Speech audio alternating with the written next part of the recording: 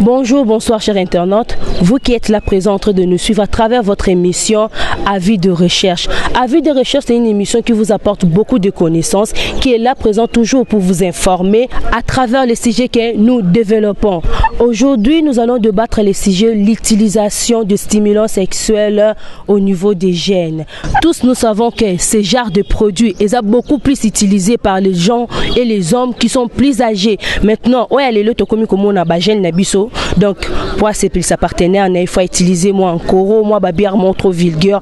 Maintenant, cette émission, ça va vous permettre de comprendre bon, pourquoi ils utilisent tant de ces produits-là. Sans plus tarder, notre micro-baladère.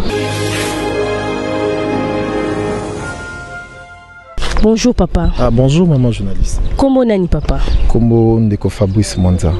Papa, lelo si je n'ai pas sur l'utilisation de stimulants sexuels face aux jeunes. Pour te yebi ba jeunes belé ba utiliser kango papa. Tu ngis ko to yeba yo peut utiliser kango? En tout cas, c'est un sujet très intéressant parce qu'ils ont 20 ans, ils ont régné moins mingi mikolo na jeunesse. Je ne sais pas avec quel objectif. Soit un grand problème ils ont la jeunesse à Kinshasa, tous ont ming limité na actualité, total à l'obité. Donc la majorité des gens ont utilisé stimulant ba utiliser yango ezara rapport na moi bisengo na tant moké mais ba conséquence nango belé ba baraté mais plus eza ba question il faut revenir na ba minganga ba meka un peu ko expliquer bango ba conséquence nango ezara nini mais en ce que na onga na ebi eza que ba produit wana ezara plus pour na ba bateau baza plus âgé ou ba sur comme na faiblesse sexuelle bazo ko satisfaire ba longa na bango malamu mingi te ndé baza ba ko utiliser pour na biso bilenge sokozo utiliser yango mingi et rendre biso de faible pe comment à niveau moko boye ozo utiliser yango zo simba li susute donc eza penza malamu te ko utiliser ba stimulant otozo ka ba mugomboro bani pe so tali plus ya bokoko dosage e banarate donc bozo sali ya biloko dosage e banité obi ba conséquence nango te obi mesure nango te so il faut sali ya ndenge nini donc pour na eza vraiment mabe ko utiliser yango. Conseil ni européen ça na ba oyo ba utiliser kango déjà. Bon, ba utiliser yango déjà ngana ko yisa bango kaka soki nzoto se lembi tant que oza elenge ba mona minganga ba conseiller bango ba ko pesa bango ba kisi nini o bango fwa mela pour que moi qui mobali ezonga. Donc ba tika ko utiliser loko na loenge ya baninga ke muninga ngana meka ki boye muninga ngana sala ki boye ngana sala ki boye sans pour autant prescription médicale et ko rendre bango faible. Donc ba bana ko tika ba mona nanu munganga nzoto dans ozo répondre te eza pas mate munganga zala azawana oko yebisi etala papa munganga ngai boye zo simba te na sala nini conseil ya munganga nde koki ko pesa e makasi pe ko permettre futur na e azala ga makasi conseil na koki ko pesa yango. Merci papa, merci beaucoup Ming pour la contribution na yo. Comment nani papa? Comment na Pascal? Dès que le bika si jeune habitué à l'éleuse sur utilisation de stimulants sexuels face aux jeunes. Pour Nayo, qu'est-ce que tu peux dire par là? Bon, il faut d'abord moi stimulant, à la traduire en lingala, tu vas comprendre parce que c'est le mot français. Ça c'est la première chose. Deuxième chose, batuana, bazo contredire Nzambe. Pour Nzambe a créé akeleo naturellement. C'est que yo lingio comme likolo Nzambe. Nzambe akeleo naturellement. Tant que yo zome la biloko na poko makasi. Pour commander Nzamba qui te ça suffit tu veux créer ozo créer ozo mi créer les omoko pas problème donc c'est une façon à contredire ndenge Nzamba qui donc ça malamté ça vraiment malamté ça vraiment mabé conseil ni okopé ça na ba o déjà ba sali la kango donc conseil na yo est vraiment important. Je pense que tous a besoin to sala ibele na mokili. Trop précipité, liwa la biso avanté, trop précipité bah âge parce que moi on me à 30 ans, 40 ans, 20 ans comme un âge à mikolo. Plus bisala sala bibela mela. Bibaka baka. Na ba chério ya basi baza ko sala ba avortement, ba misusu mabele comme minene, masoko comme minene ba biloko ndengi wana. Tout ça toujours précipité. Toujours précipité liwa, toujours. Donc nous avons beaucoup à faire dans la République parce qu'on dit la jeunesse à l'objet des abisso. Mais là ce que toujours utilisé par biloko eza ko contredire même force na biso, ko contredire même nzambo akela biso. Je pense que tout ça ni na mukili. Vous allez voir même le biso ba jeune marié au mona obali calamité 2 jours 3 jours comme na face à mikolo. Pour anini, avant bala osali sali bisala sala. Des autres précipités âge. Imaginez ce que les gens raisonnent beaucoup. Plus ils ont raisonné, plus ils ont prouvé que vous avez ma casse et appétit, on a fait une salle en tout cas à comprendre que la salle est bien. Et plus ils ont qui s'appelle dose, et plus ils ont se fondre, et plus ils ont mon appel. Donc voilà conseil. Donc c'est pas bien, ce n'est pas vraiment bien. Il ne faut pas contredire Nzambe. Tu vois que vous avez un problème, il y a faiblesse sexuelle, il y a les médecins. Les médecins basali, pourquoi pas les basali? Pourquoi pas Yomorope? Parce que c'est que le commissaire a faiblesse sexuelle, ils allaient plus pas caniciper. On sait bien que les pays sont bien. On sait bien qu'on a toujours des problèmes. On sait bien que la situation économique est vraiment bien. Mais lorsqu'on pense, on raisonne, les autres n'ont pas comme faible au niveau nyonso. Alors, bateau, wana basala kabilo kwana, ngana za muninga bino jeune papa jeune, ça suffit, il faut pas que ça lango se mieux consulter médecin ou comment on basala nzambe, parce qu'il y a des choses qui se passent aussi dans le monde, il y a moulili, monde spirituel. Donc il faut toujours que nous on basala nzambe ou comment on a docteur, et je pense que force noé kozonga. Donc on ne peut pas contredire nzambe qui là il faut tirer la rande. Voilà. Merci papa, merci beaucoup. Nous continuons avec notre micro-baladeur. Maintenant, nous allons interviewer une maman qui va nous expliquer. Bonjour maman. Bonjour. Maman, les lots lobela sur l'utilisation des stimulants sexuels. Oh, ils donc kisi oh balami bali ba utilisaka pour leur satisfaire ba partenaire na bango. Pour na yo olobini. On a ngeza mabe d'abord. Babiloko wana ekopesa bango un jour cancer na nzoto. Eza mabe ba kisi wana bazotsa wana eza bien te. Maman, mais ce qui est bien té, mibali balobi qui est bino basinde batu botinda rabango, po ba comme na niveau wana donc bino basi boza lokoso bozo koka kozala satisfait. Ndumba. Wana basa bandumba. Pour moi c'est normal jamais ko linga loko wana. Wana moi ça ndumba chel nda ko accepter mambo wana. Moi c'est normal oza katanda kuna mobile ni. Accepter mambo modèle ana te. Po mibala na so ba zui moi si po atika moi si. Maman continue tika.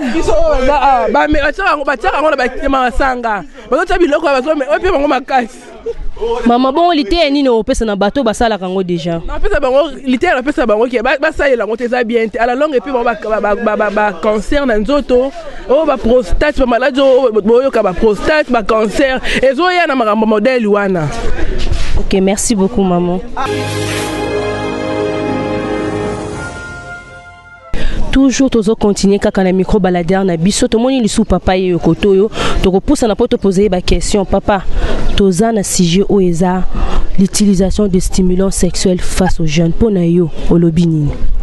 Oui maman merci ngako na ngana no ndeko Serge makamono tuningai na mboka na biso so moni makamongo zo kuma mingi ba jeunes bazo utiliser ba kisi pona fox ya rapport tout d'abord ça prendre bana basi baza ko pousser bande ya biso mibali to sala ba rapport ya koleka c'est comme mwana mobali tanga zo fanda bi bon mwana mwasi oyo azolia mbongo na ngai do il faut na lakisa ki niveau na zali lokoye pa lingi ki to koma ba niveau oh non ngani ngasoki 7 10 ba bossa yango moni ezoto na ba jeune lelo ba mena ba kisi wana pona fox ya nzoto ni ezakota na bana basi bazotonda te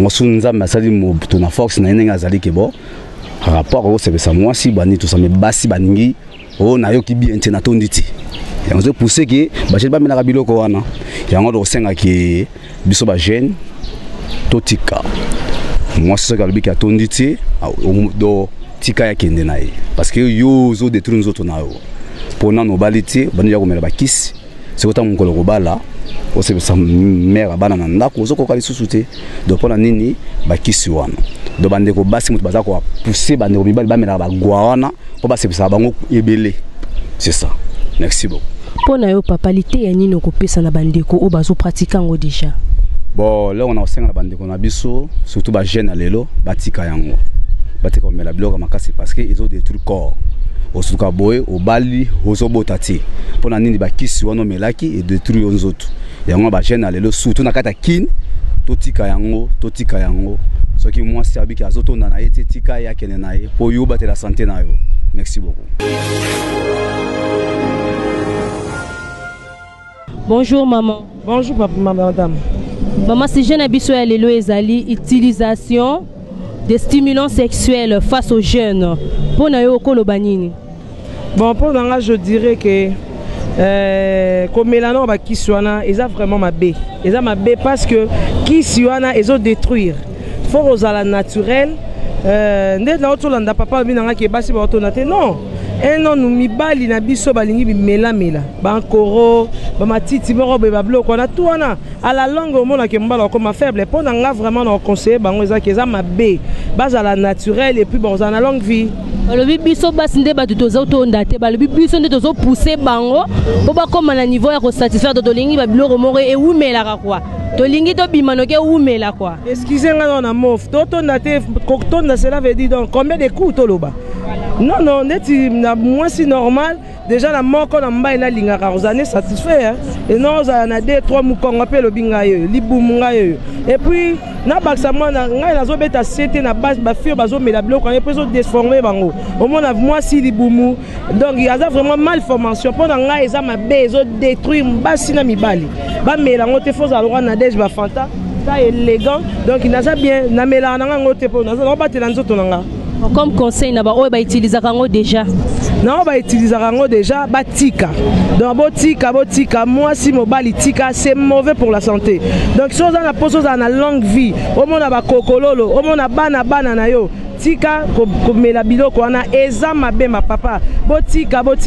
Ils ont vraiment bien été. Le bezara bon à batoi qui ne batoi poto pe bazo salango. Non, batami qui dit sous. Bien sûr, batami qui va commander rango. Ah, y'a un boucan et boucan à Tony. Ba mère, ton bêtis c'était aux en Europe, aux en Afrique du Sud, aux en Cameroun. Papa, maman, tika, c'est mauvais pour la santé. Koba kango, oko favant, bota nadej ba fanta. Nena be no chobota, bébé qui tourne lengi metala taille. Donc na mélange te dans naturel. Donc conseil ngalo pe sa maman, ba tika ro mélange c'est pas bien. Et merci beaucoup. Merci, bisous. Bisous. Bonjour messieurs. Bonjour. Papa, si je n'ai biso ya lelo ezali l'utilisation de stimulants sexuels face aux jeunes. Pour nayo lobini. Bon, ngana kolo abwe. Et le que ça là que ba jeune ba ça là ba produit n'importe pour que base à la très fort ils a lié na ba point haut. D'abord on a parlé sur un point physique et après on a parlé sur un point spirituel. Dans le point physique, on a par rapport aussi lié à l'économie en Mboka. Vous savez, lorsque Mboka est dans la crise, les jeunes emplois ils été couliers malam ils été baza plus borné va penser na bango ko raisonner sur la vie souci à vie par contre et ko rendre bango peu aussi impuissant par contre comme faible yango solution ba ko mona pas satisfaire partenaire naie peut-être faut utiliser ba kiswana à cause ya liboso ko za langwana yango sala ka bon et mususu pezali par rapport à ba fille obi ki lelo ba fille na biso lelo bazali par rapport à film bazotala excusez nga ba film pornographique et autres na bango ba comme luka ki bazala satisfait par rapport à film ana ba fi ba lobi ke non eza binonde parfois eza yo bino mibali nde mokokana bango petite ana formona eza bango te me binonde kokana bango ezotinda bino bomela bimela non eza penza kokana te oyebi eloko wana esalama po bato mibali ba sepela mais ekomi nde na utolo ba mobala ko zala pe boye musali zati azo ba te ozwa mbongo wa pasani tango zala na mwasi boye par rapport à penser naïe tellement ils ont déjà abattu alors la forte pas satisfaire moi ce alors pour Lucas satisfaire et sengani ah mais là on pas que ça goût naïe bah si peut aussi eza na ko ba par rapport à conseil va na vason de zala tenga ngana ko maboina 2 3 tellement belle Monique bona ko kati asani Amélie ezaka mibalité bah si peut asengara bonga lingi moi si me suspect na yo karabas me suspect abi temela bonga linga na ko komisanga tina 2 3 par exemple mbali skobi ki naza forte asengi secours na ba kiswana on est sur le point où tozomuna lelo mais ngana loba pe aussi ezali biloko moko ezali lié na ba prophétie parce que au moins na Bible Jésus a le bi makambo ekomaki na tanga Noé et comme pe na tanga biso na tanga Noé eloni ekomaki ils ont babiloko ba rapport sexuel comme qui na niveau moko très exagéré yango nzamba pour même mokili. Donc c'est-à-dire lelo tozo kene vers le temps de la fin et yango zo sala que babilo kwana ekoma na temps na biso. Diable alingi a distraire la jeunesse parce que alingi te batu bazala na kanzambe. Et ce sont des choses ozo sala que ba jeune bazala distraire ba komi plus na même tout na bango ezaka rapport sexuel. Et donc ils ont aussi makamo ils ont lié na carte na Bible na prophétie. Et ils ont biloko oh Paul a bengi yango ils été l'immoralité sexuelle. Or biloko wana ils ont condamné par nzambe bato bazana na chance te akota na bokonza likolo. Donc voilà. Comme conseil yo kopesa na bande ko mibali déjà basalela kango conseil na yo pona bango ezani. Conseil na kopesa ezali boye lingo zala ndenge nzamba sala yo. Biloko wana ezomema na ona litumba moko te. Au contraire, kutu oza ko attirer malade mo epa na yo. Ba malade belé ba cancer et akapé aussi pe au monde boye na nzoto boye ko créer lo vieillesse moko boye elongi comme déjà ko parce que ba problème côté belé.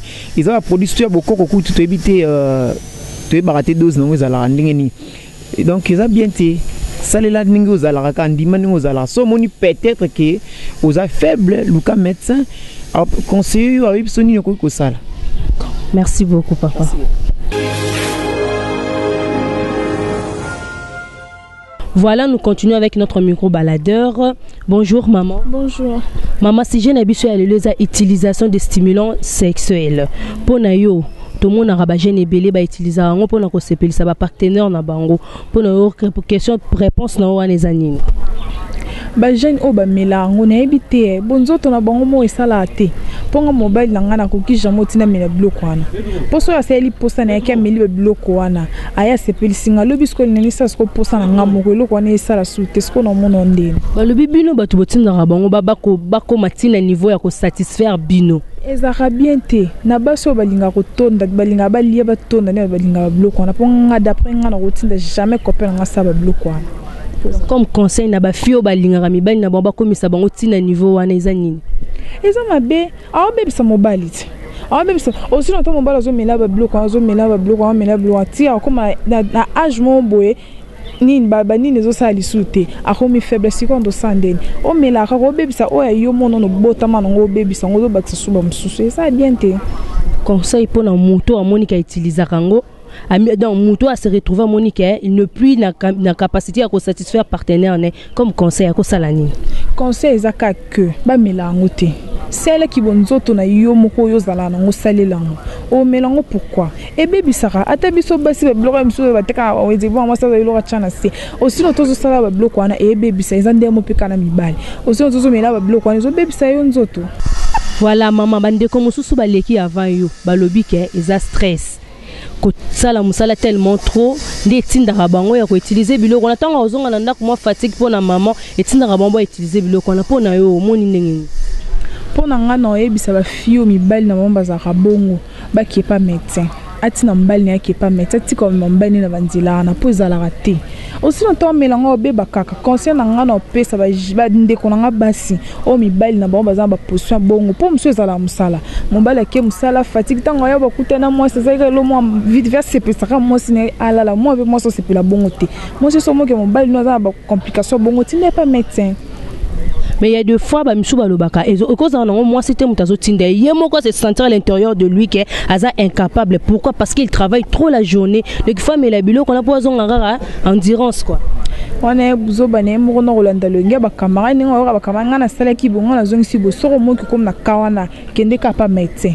Pour wana zalo kwa nzambe na biso ba médecin zalo kwa nzambe na biso so comme na problème mona kende no kapa médecin ba mama na solution monter. Les locaux et commission makasi lobe commission makasi lobe lembisio c'est ça. Merci beaucoup maman. Merci Mingi Nabino Bozala qui est belé pendant Rolanda Bisso à travers votre émission que vous aimez beaucoup, Avis de recherche, l'émission qui est là toujours présent pour vous communiquer, pour vous informer, peut-être continuera toujours à informer Bino pour les gens Moussala Nabisso et les gens devoir Nabisso, tu continuera toujours à informer Bino. Tout ça c'est grâce à Zoro Mabiala Zoro que je respecte de loin. Coup de chapeau à toi mon boss. Merci beaucoup Nabino Bana Poto Balandi Bisso Mingi, Bana Poto Bana Kini. Merci beaucoup parce que vous étiez toujours là présent pour nous suivre et on se retrouve à la prochaine. Bye bye.